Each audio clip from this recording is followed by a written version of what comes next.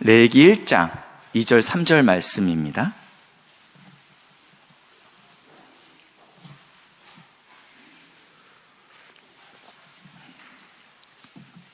레위기를 펴놓으신 상태에서 설교를 오늘 계속 들으셔야 됩니다. 1장 2절 3절 우리 같이 읽겠습니다. 시작.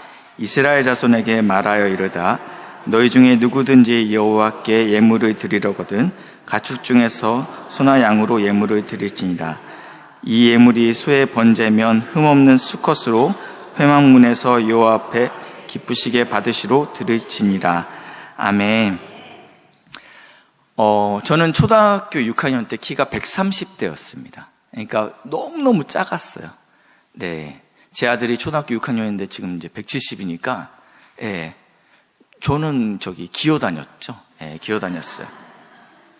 그리고 저는 몰랐어요. 제가 그랬는지. 근데 제가 대학부를 가고 있는데, 고등부 애들이 이제 예배 끝나고 대학부실 옆에 고등부실이 있었는데, 예배가 끝나는 시간대 고등부 애들이 나오더니 형 이러더라고.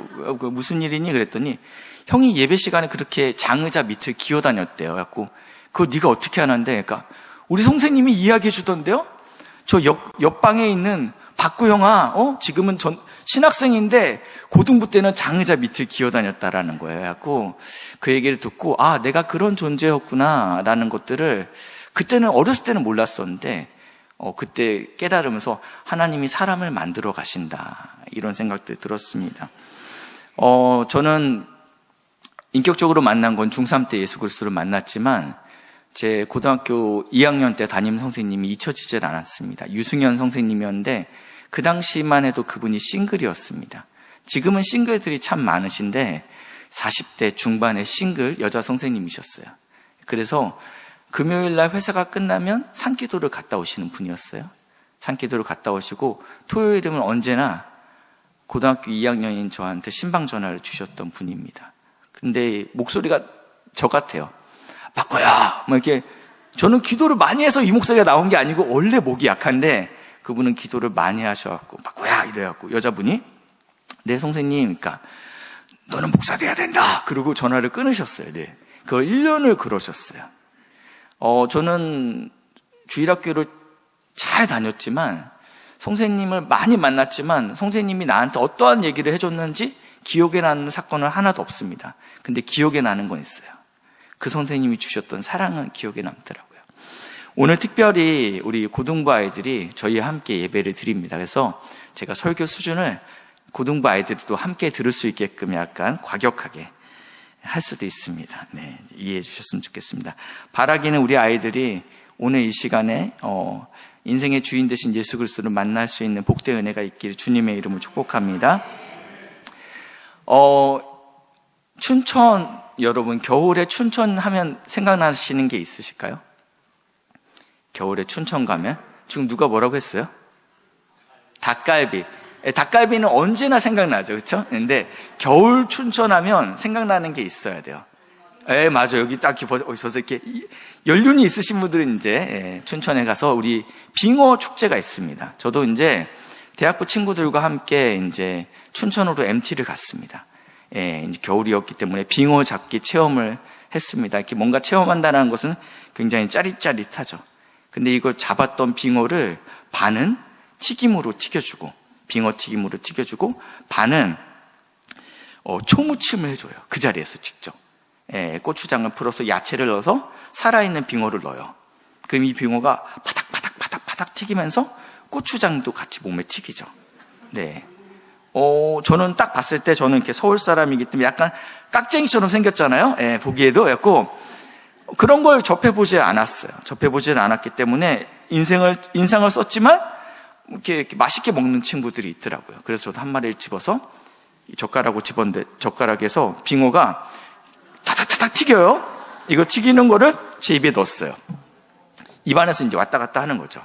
입안을 왔다 갔다 하고 있는데 내가 이 빙어를 먹을 수 있을까? 그래서 눈을 질끈 감고 깨물었습니다. 근데 잘못 깨물었어요. 꼬리를 깨물었더니 얘가 아픈가 봐요. 아주 힘있게 파닥파닥 거리는 거야. 제가 어쩔 줄 몰라 하니까 옆에 있던 친구가 얘기해 주더라고요. 머리를 깨물어! 이러는 거예요. 근데 제가 머리가 어딘지 알겠어요. 햇바닥으로 빙어의 머리를 찾기 시작했어요. 머리를 찾은 다음에 어금니 쪽으로 갖다 댔죠. 어금니 쪽으로 빙어 머리를 갖다 대고 꽉 깨무는데 저기 아작 소리가 나더라고요. 그 빙어가 이제 죽으면서 여기서 이제 그 초고추장이 흘러내렸죠. 저는 그 광경이 굉장히 저한테는 좀 충격으로 다가왔었고, 그날 거기 있던 그 친구들과 절교하는 마음을, 내가 쟤네들이랑은 다시는 놀지 않겠다, 뭐 이런 생각들을 했었습니다. 굉장히 잔인할 수 있는데, 오늘 읽었던 이 본문이 우리한테는 약간 이런 느낌으로 다가올 수 있습니다. 오늘 본문이 약간 더 잔인할 수 있습니다. 경건한 유대인들은요, 이 4살부터 12살까지는요, 성경을 암송을 한답니다. 그때가 암송하기 가장 적합한 그 두뇌를 갖고 있죠. 이제 우리 보고 지금 암송하라면 이제 쉽지 않잖아요. 예, 방금 암송했다가 또 까먹고 이런 게 저희인데, 이 유대인들은 어렸을 때부터 성경 암송을 굉장히 집중적으로 시켰습니다. 특별히 모세 암송 중에서 이 레위기 본문을 가장 먼저 암송시킵니다. 그러니까 제일 어려워요. 레위기가 어렵잖아요. 창세기는 뭐 창조 나오고 막 사건들이 등장하는데, 뭔가 역동적인 게 등장하는데, 레위기는 첫 번째부터 이렇게 제사, 5제사 7절기 그러면서 어떻게 우리가 제사를 드려야 되는지 이야기하면서 굉장히 따분한데, 레위 사람, 이 유대인들은 이 아이들에게 첫 번째로 가르치는 성경이 이 레위기라는 것입니다. 이 레위기 안에 첫 번째는요, 번제가 등장합니다. 우리가 같이 읽었는데 2절을 다시 한번 보시겠습니다. 이스라엘 자손에게 말하여 이르라. 너희 중에 누구든지 여호와께 예물을 드리려거든 가축 중에서 소나 양으로 예물을 드릴지니라. 여기서 말하는 누구든지는요, 13세 이상이 되는 남녀를 이야기하고 있습니다. 여러분도 다 해당돼요. 그러니까 이 제사는 누구든지예요. 말 그대로. 그러니까 내가 이제 성인이 돼서 드릴 수 있는 제사도 아니고 남자만 드리는 제사야 라고 얘기하지 않고 이 제사는 누구든지 드려야 된다 라고 이야기합니다. 그래서 어떤 걸 드리라고 얘기했어요? 소나 양을 드려라. 근데 내가 소나 양을 드릴 수 있는 경제적인 여건이 되지 않는 사람들을 위해서 하나님께서는 친절하게 가난한 자들은 산 비둘기나 집 비둘기로도 드리는 것을 허용하셨습니다. 그러니까 예외가 없다라는 거예요. 저는 돈이 없습니다, 주님. 저는 나이는 되지만, 그리고 여자지만 내 경제적인 상황을 감안했을 때 나는 산비둘기로 드릴 수 있습니다. 그래서 이 제사는 예외가 없다라는 게 첫 번째인데, 하나님께 드려지는 제사입니다. 3절에 보실까요? 이 예물이 소의 번제이며, 일단 소로 간주하고 이 제사를 어떻게 드릴 건지에 대해서 설명하겠습니다. 흠없는 수컷으로 회막문에서 여호와 앞에 기쁘게 받으시도록 드릴지니라. 이 제사를 이제 어떻게 드려야 되는지 잘 이야기하고 있는데, 회막문에서 드리라고 말씀하고 있어요. 누구든지 다 드려야 되는데 회막까지 가져와라. 이 말씀은 아직 이스라엘 백성이 가나안 땅으로 들어가지 않았지만 가나안 땅에 들어갈 것을 믿고 쓰여진 성경입니다. 너희가 가나안 땅에 들어가면 이렇게 제사를 드려야 되는데 회막이 있을 거야. 그러니까 이 가나안 땅이 굉장히 거리가 있죠. 끝과 끝은 굉장히 거리가 있단 말이에요. 근데 예배당은 한 곳이에요. 예배당을 가까운데 여러 군데 만들어 놨으면 좋을 건데, 단에서부터 부엘사바까지 예배당은 한 군데밖에 없다라는 거예요. 그러니까 내가 저 북쪽에 살면 이 제사를 드리기 위해서 번제물을 가지고 굳이 거기까지 내려와야 되는데 김포 골드라인이 없어요. 네. 굉장히 번잡스럽다라는 거예요. 대중교통이 있지 않잖아요. 그런데 굳이 하나님께서 회막문으로 이 제사를 가지고 와라 라고 말씀하고 있습니다. 우리가, 제 작은아버지께서 전라도에 계시는데 큰 병이 걸리셨어요. 예. 전라도에 좋은 병원 있잖아요. 암이 걸리시니까 어디로 와요? 서울로 오는 거예요. 근데 병원이 한 개만 있어도 난리가 날 거예요.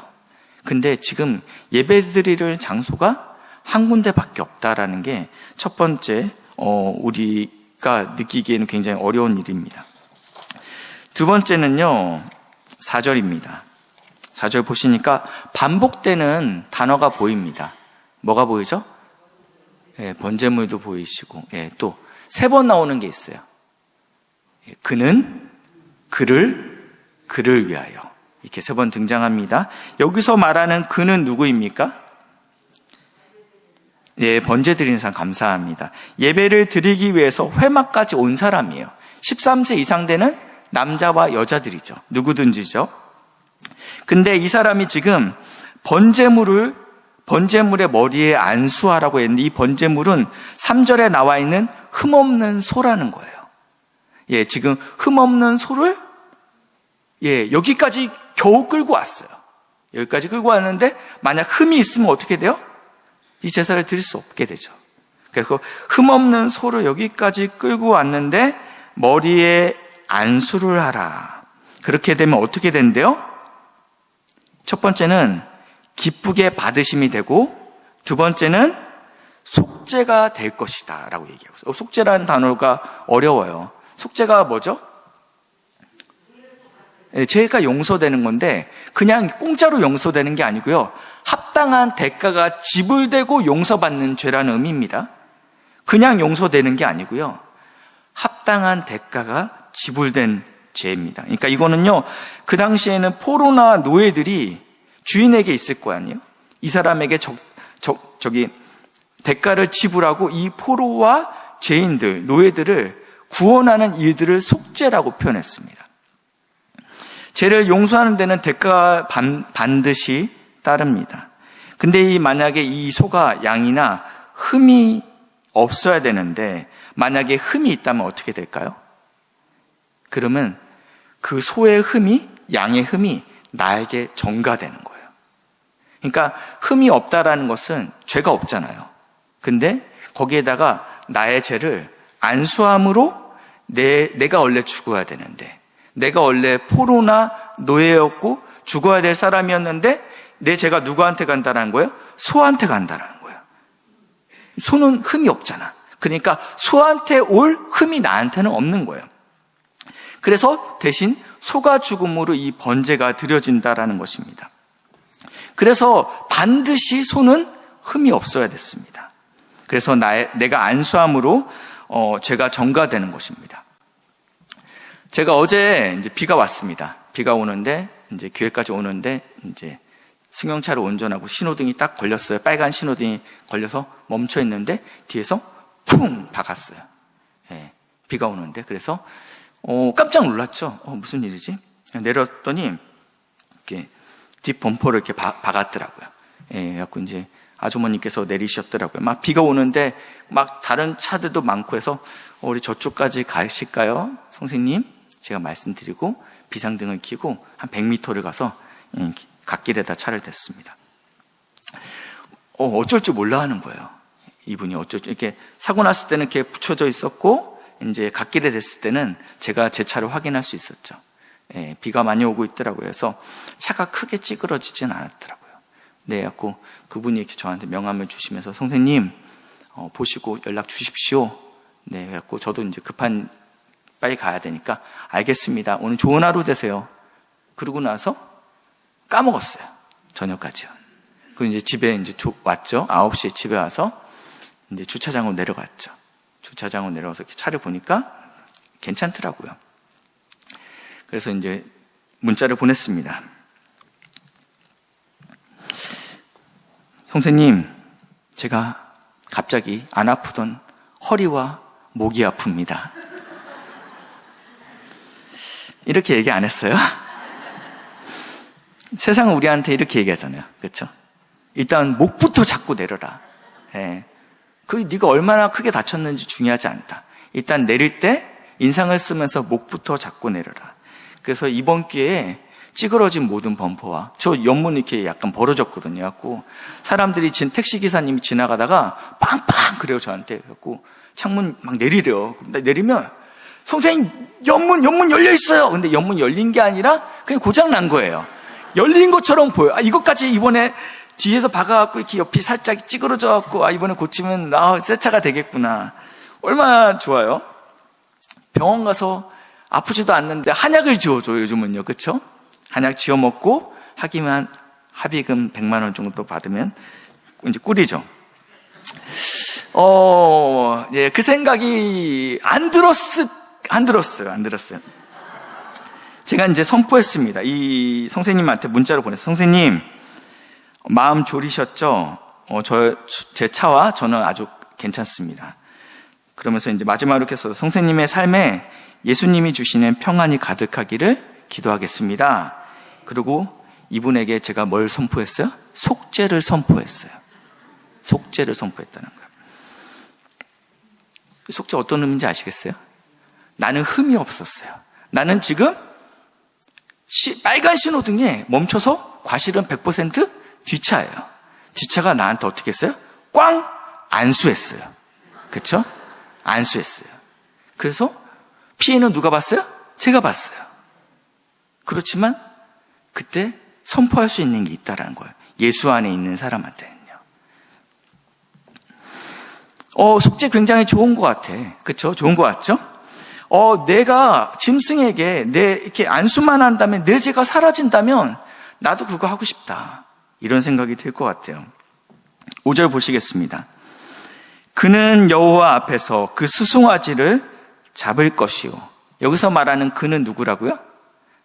우리예요, 우리. 13세 이상 되는 모든 남자와 여자예요. 여기서 잡는다라는 무슨 소리냐면 뒤에 보시면 알 거예요. 아론의 자손 제사장들은 그 피를 가져다가 잡는다라는 소리는 죽인다라는 소리예요. 그렇죠?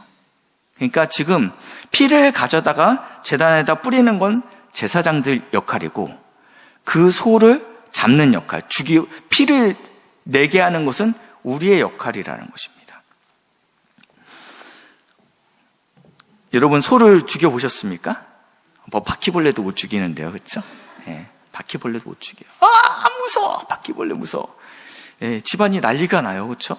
예, 제가 전에는 용산에 살아서 남산으로 이렇게 혼자 이렇게 운동하러 막 뛰어가고 남산 꼭대기까지 저희 집에서 15분이면 뛰어가요.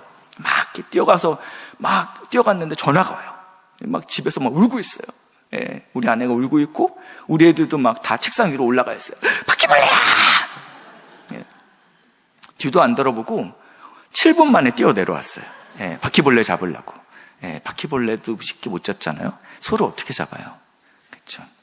근데 이게 소가 한 번에 죽으면 좋은데 한 번에 죽지 않습니다. 네, 한 번에 죽지. 전문가도요, 한 번에 죽이는 거 쉽지 않아요. 여기를 해머로 이렇게 저는 돼지를 잡아봤는데 사람들이 몰고 갈 때 이렇게 좁은 골목으로 몰고 갈 때 여기서 찍고 있다가 아주 큰 해머로 여기를 정확히 꽉 맞추면요 안 죽어요. 잠깐 기절해요. 그때 또 다른 사람이 이따만한 칼을 들고 이거 너무 잔인한데 하여튼 그래서 이제 피를 빼고 죽여요. 한 번에 안 죽어요. 근데 그럼 피가 튀기잖아요. 피가 튀기죠. 여기저기서 막 피가 팍팍 튀기겠죠. 그런데 우리나라 문헌에 이 망나니들 아시죠? 이렇게 사극에 보면 칼춤 추는 사람들 있죠? 물 쫙 푹 뿌려갖고 사람의 목을 자르는. 근데 전문적인 망나니들도 3번 정도는 친대요. 한 번에 이게 사람도 한 번에 이게 날아가지 않는데요. 근데 소는 훨씬 더 심하죠. 훨씬 더 등치도 있고요. 그러니까 이 소를 죽이는 일이 지금 누가 해야 되냐면 예배자인 우리가 해야 될 일이라고 성경에서는 이야기하고 있습니다. 구약의 예배는 이렇게 낭만이나 교양을 찾아볼 수는 없어요.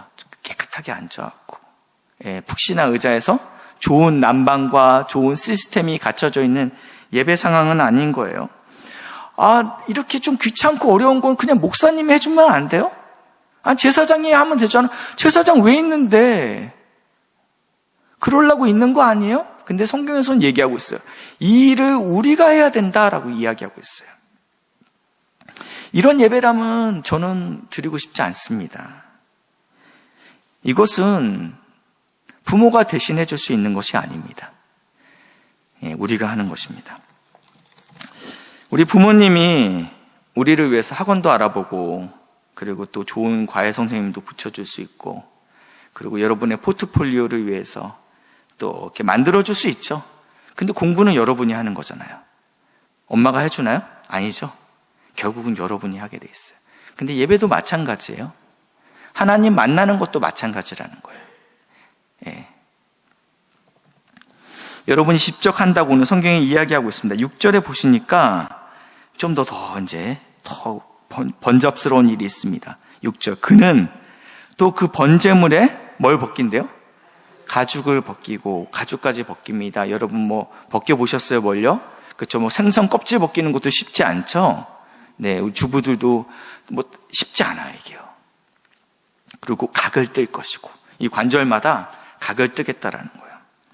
이러한 모든 피비린내 나는 아주 험한 일들을 예배자인 우리에게 하나님께서 요구하고 있다는 거예요. 그러면 제사장들은 도대체 뭘 하길래 우리가 이런 번잡스러운 일을 다 합니까? 그게 7절부터 9절까지 나와 있습니다. 제사장 아론의 자손들은 제단 위에 불을 붙이고 불 위에 나무를 벌려놓고, 이런 잡는 것들은 다 너네들이 하고 나는 이렇게 여기다 불 붙여놓고, 아론의 자손 제사장들은 그 뜬 각과 머리와 기름을 제단 위에 불 위에 있는 나무에 이렇게 올려놓는 역할들, 이게 이제 제사장들이 하는 역할입니다. 그리고 내장과 정강이를 물로 깨끗이 씻고, 제사장은 그 전부를 제단 위에 불살라 번제를 드린다, 태워서 드린다. 그래서 번제라고 하는 거예요. 이는 화제라, 불로 드리는 제사니까 화제죠. 여호와께 뭐래요? 향기롭대요. 아, 좋다. 주님께서 그러시는 거예요. 지금 이 현장은 그렇게 좋은 현장은 아니에요. 내 옷은요, 내가 예배 드리러 올 때는요, 저쪽에서 올 때는요 60km를 걸어서 흠없는 소를 가져오느라고 신발은 흙투성이가 됐어요. 그리고 예배 드리러 갈 때 내가 경건하게 드려야지 가장 좋은 옷을 입고 왔는데, 그래서 60km를 땀을 절여서 걸어왔는데 이제 소를 잡으면서 피가 튀기고 가죽을 벗기면서 소털이 내 옷에 묻고 각을 뜨고, 지금 그 상태에서 하나님께 아주 사투를 벌려서 하나님께 예배를 드리고 났는데 하나님이 받으시는데 좋다라고 말씀하시는 거예요. 상황은 그렇지 않아요. 오늘 우리가 우리 고등부 친구들이 식당에서 삼겹살 먹었어요. 그렇죠? 삼겹살만 먹어도요, 얼굴에, 안경에 이 돼지 기름이 끼더라고요. 제 얼굴도 기름 막 박갖고, 너무 좋더라고요. 아, 좋다. 예. 삼겹살만 먹어도요, 우리 몸에요, 냄새가 배요. 근데 지금 내 몸에 뭐가 있어요? 피비린내가 나고 있는 거예요. 피비린내가. 하나님이 좋아하는 향기가 처참하고 잔인한 피비린내라고 지금 표현하고 있는데, 이것은 우리가 알고 있는 하나님의 성품과는 좀 달라요. 하나님 사랑이 많으신 하나님, 사랑의 하나님인데 나는 이런 하나님이라면 좀 믿고 싶지 않아요. 하나님 사랑의 하나님 아니에요. 근데 하나님은요, 첫 번째로는 거룩하신 하나님이십니다.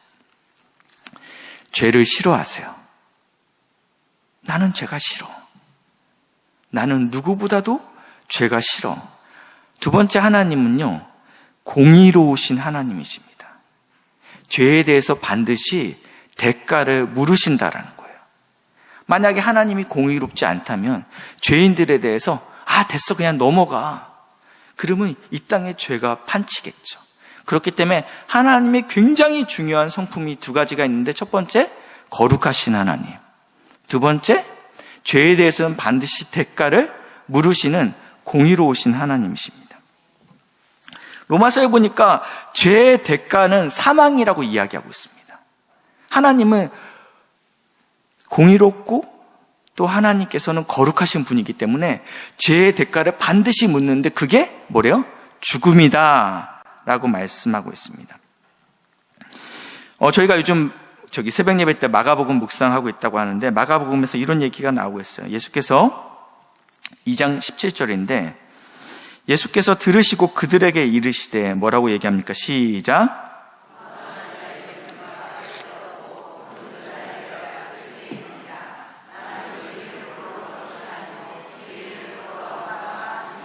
아멘. 네. 의사는 누구에게 필요합니까? 병든 자에게 필요한 거예요. 내가 아프다고 느낄 때 하나님을 찾게 되고, 내가 주님 제가 죄인입니다 라고 고백할 때 예수 그리스도를 찾는다라는 것입니다. 실비가 누구한테 필요합니까? 고등학생한테 필요해요? 아니, 우리한테 필요하잖아요. 그렇죠? 아프니까. 나이가 들수록 아프고. 그러니까 우리가 실비가 필요한 것처럼 내가 아프지 않아요. 나는 죄인이 아니에요. 그럼 나는 하나님과 예수님과 상관없는 자가 된다라는 것입니다. 그래서 여러분 인생 가운데 죄가 무서운 것이구나. 그리고 내가 죄인이구나. 이것을 깨닫는 은혜가 있기를 주님의 이름으로 축복합니다. 로마서 5장 12절 보시니까 그러므로 한 사람으로 말미암아 죄가 세상에 들어오고 죄로 말미암아 뭐가 들어왔대요? 사망이 들어왔대요. 이와 같이 모든 사람이 죄를 지었으므로 사망이 모든 사람에게 이르렀느니라. 모든 사람이 죽는 이유를 성경에서는 분명히 얘기하고 있어요. 우리가 죄인이다라고 말씀하고 있어요. 만약에 죄가 없다 하면 하나님을 거짓말하는 자로 만든다고 요한일서에는 이야기하고 있어요. 전 죄가 없는데요? 그러면 하나님을 거짓말하는 자로 네가 만드는구나 라고 분명히 이야기하고 있습니다. 그래서 예수님께서는 하나님께서는 우리가 모두가 다 죽어야 할 죄인이라고 이야기하고 있기 때문에 우리한테 이렇게 얘기하는 거예요. 나 너 못 죽여. 너 죄 졌잖아. 근데 나는 공의로운 분이라서 반드시 널 죽여야 되는데 근데 내가 차마 널 죽일 수 없네. 그러니까 빨리 너의 죄를 소에게 전가시켜. 그래서 우리의 죄가 구약시대는 소에게 전가되는 겁니다. 나의 잘못이 소에게 간다라는 의미입니다. 그래서 소가 그렇게 죽는 거예요. 그냥 죽을 수 있는데 가죽이 다 벗겨지고 각이 떠지고 그리고 불태워서 죽게 되는 거예요. 이것은 무엇을 의미하냐면 죄의 심각성을 이야기하는 거예요. 죄가 얼마나 무서운지에 대해서 이야기하고 있다는 것이에요. 근데 정말 그 흠없는 소가 우리의 죄를 없이 할 수 있냐라는 거죠. 손대. 난 사람이고. 그래서 히브리서 9장 9절에 이렇게 표현하고 있어요. 이 성막은 현재까지 비유니 이건 그림자야. 아직 실체가 아니야. 이거는 샘플이란다. 여러분 저기 아파트 모델하우스 알죠? 그렇죠? 모델하우스 왜 보여줘요? 나중에 지어지면 이렇게 될 거예요. 이건 진짜 아니에요? 모델하우스 들어가서 화장실에서 큰일 보고 변기 내리면 내려가요? 안 내려가요? 안 내려가요. 그렇죠? 이건 샘플이거든요. 그냥 눈으로 보는 거예요. 이거 보면서 앞으로 내가 들어갈 집이 이렇게 될 거라는 것들을 보라는 거예요. 마찬가지로 이 회막과 성막에서 일어나는 이런 것들은 하나님의 비유라고 이야기하고 있습니다. 그래서 잘 봐요.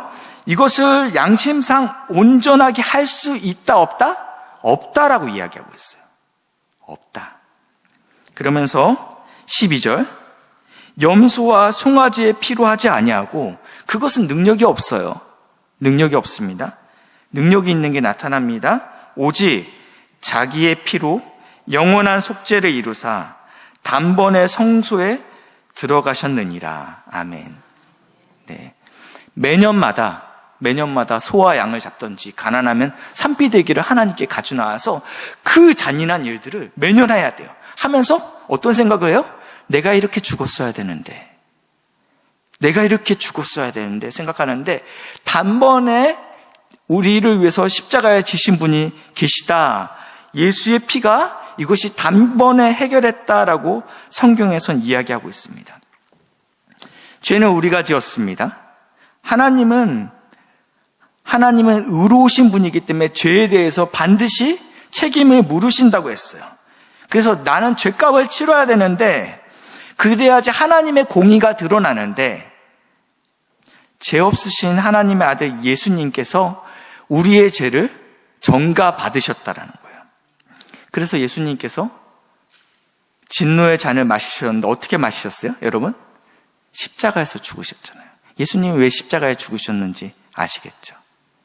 흠이 없으신 예수께서 우리의 죄를 위해서 우리의 죄를 대신해서 십자가에서 죽으심으로 우리의 죄가 사해졌다라고 성경에서 이야기하고 있다는 것입니다. 십자가의 형벌은 끔찍합니다. 여러분들 패션 오브 더 크라이스트를 보신 분도 계시겠지만 십자가의 형벌은 단순히 십자가를 지는 것에부터 시작하지 않는다고 이야기합니다. 먼저는 채찍으로 맞죠. 채찍에는 이렇게 쇠가 달려있대요. 쇠가 달려있대요. 제가 낚시를 좋아하지는 않지만 몇 번 해봤어요. 낚시 이렇게 달려있는데 많이 잡고 싶은 마음에 이렇게 이 고리가 3개, 그리고 큰 거 잡으려면 아주 큰 고리를 걸어요. 거기다 이제 지렁이를 끼죠. 지렁이를 끼고 훅 던졌는데 안 잡혀서 다시 감아서 당겼어요. 당겼는데 이게 옆에 있는 목사님 손가락에 걸렸어요. 아무 생각 없이 다시 당기려고 하는데 목사님이 비명을 지르더라고요. 아! 그리고 순간 너무 깜짝 놀랐어요. 근데 아주 살짝 들어갔는데 들어가면요 안 빠지고요. 이게 이가 있잖아요. 빠지지, 이게 살점이 뜯어지지 않는 이상 빠지지 않게끔 되어 있어요. 근데 채찍이라는 게 그렇게 되어 있어요. 푹 때리면 촥촥촥 몸을 감싸겠죠. 당기면 살점이 뜯어진다라는 거예요. 여기서 끝나지 않죠. 그렇죠? 그리고 여러분 다 아시다시피 그 무거운 십자가를 지고 이제 골고다 언덕길로 갑니다. 근데 로마인들이 쉽게 사람을 죽이지 않는다고 합니다. 네. 그래서 어떤 데는요, 이렇게 엉덩이 받침을 이렇게 만들어 준대요. 엉덩이 받침을 만들어 준대요. 내 무게는 어디에 붙어야 되냐면 손목과 다리로 내 몸을 지탱해야 됩니다. 내 몸을 지탱해야 돼요. 근데 여러분, 만약에 여기에 못이 박혔다고 봅시다. 여기에 내 몸을 지탱하면 찢어지겠죠. 그러니까 여기에다 걸어 놓는 거예요. 그러면 이게 당겨지니까 다리에 힘을 주면 안 당겨지겠죠. 그러면 다리에 모든 하중이 가기 때문에 다리가 찢어지는 듯한 고통을. 그럼 다시 다리를 쉬면 여기가 아프겠죠. 이게 물과 피를 다 쏟을 때까지 이 고통 가운데 있는 것입니다. 까마귀가 날아옵니다. 아무것도 할 수 없을 때 우리가 할 수 있는 건 이것밖에 없잖아요. 까마귀는 부리로 눈을 뽑고 그리고 상처난 곳에 모든 것들을 다 빼가기 시작합니다.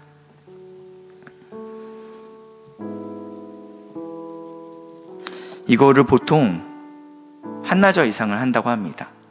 빨리 죽는 사람은 한나절 안에 죽고 또 하루를 넘기는 사람이 있대요. 주님께서 우리의 죄를 위해서, 나의 심각한 죄를 위해서 십자가에서 이 고통을 당하셨다라고 이야기하고 있습니다. 죄가 해결될 수 있는 유일한 방법은 내가 감당하는 게 아니에요. 스스로 이것을 감당하려다가 이 죄책감에 못 이겨서 가룟 유다는 자살을 택하죠. 그렇다고 죄가 해결되는 건 아닙니다. 죄의 문제를 해결할 수 있는 유일한 방법은 흠없으신 예수님께 우리의 죄를 전가해 드리는 거예요. 그럼 우리가 어떻게 예수님께 우리의 죄를 전가해 드릴까요?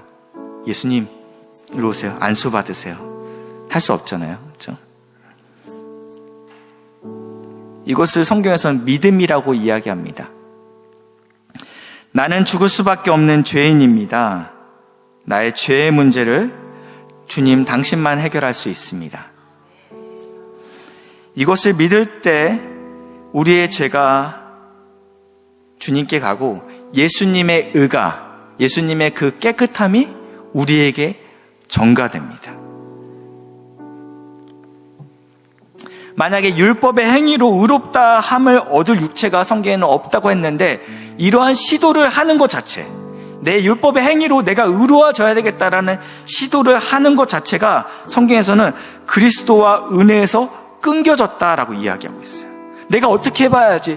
예수님께 나마저 부담을 드릴 순 없지. 나는 착하게 살래 그냥. 예수님, 십자가를 위해서 죽는 것은 그냥 저 친구한테는 해당되는 일인데 나는 그냥 내가 한번 착하게 살아볼게요. 예수님, 내 죄는 빼주세요. 이렇게 얘기할 수 없다라는 거예요. 그러한 시도가 그리스도와 은혜에서 끊겨졌다라고 성경에서 이야기하고 있습니다. 우리는요, 무엇을 해야 되냐, 무엇을 주목해야 되냐, 주님이 우리에게 하신 일, 주님께서 우리를 위해서 십자가에서 이루신 일을 믿는 것이 우리가 해야 될 일이라는 것입니다. 주님께서 십자가에서 이렇게 말씀하셨어요. 다 이루었다. 테텔레스타이라는 단어인데 이게 세 가지로 사용됩니다. 첫 번째는 군인이 임무를 부여받고 적진에 들어가서 임무를 완수하고 돌아와서 상관에게 보고할 때 쓰는 말이래요. 하나님, 주님께서 저를 보내셨습니다. 하나님 저를 이 땅에 보내셨죠? 제가 이 일 다 이루고 왔어요. 아버지, 제가 이 일 다 이루고 왔어요. 두 번째, 제사장이 제사를 드린 뒤 제물이 하나님께 연락되었을 때 하는 말이래요. 제물이 온전히 다 탔을 때, 이 예배 하나님 받으셨구나. 그때 하는 말이 이 언어라고 합니다. 마지막입니다. 이거는 일반적인 그 교회 용어가 아닌 일반적인 용어에서도 쓰여지는데 일반적인 상거래에서도 이 말이 흔히 사용됩니다. 상거래에서 대금이 다 지불되었을 때, 잔금을 다 청산했을 때, 그때 이 단어를 쓴다는 겁니다. 주님께서 십자가에서 이루셨기 때문에 더 이상 우리가 할 일이 없다. 내가 십자가에서 다 이루었어. 너를 위해서 내가 다 이루었어. 너가 더 이상 할 게 없어. 그냥 믿어. 이것이 주님께서 우리에게 요구하시는 겁니다. 사랑하는 우리 믿음의 동역자들, 특별히 사랑하는 우리 친구들, 예수님 앞에 모든 사람이 죄를 범하였음에 하나님의 영광에 이르지 못한다고 했는데 성령 하나님께서 이 시간에 우리 안에 죄를 깨닫게 하시고, 하나님, 제가 자격이 없습니다. 하나님, 죄 안에 가능성이 없습니다. 그래서 제가 이 자리에 있는데 예수님, 나의 죄를 위해 죽으심을 제가 믿습니다. 나의 죄를 용서하시고 예수님의 의가 제 안에 들어와 주세요 라고 이렇게 좀 같이 기도하셨으면 좋겠는데, 이 시간에 먼저 예수 하나님의 공의 찬양하시고 기도하겠습니다.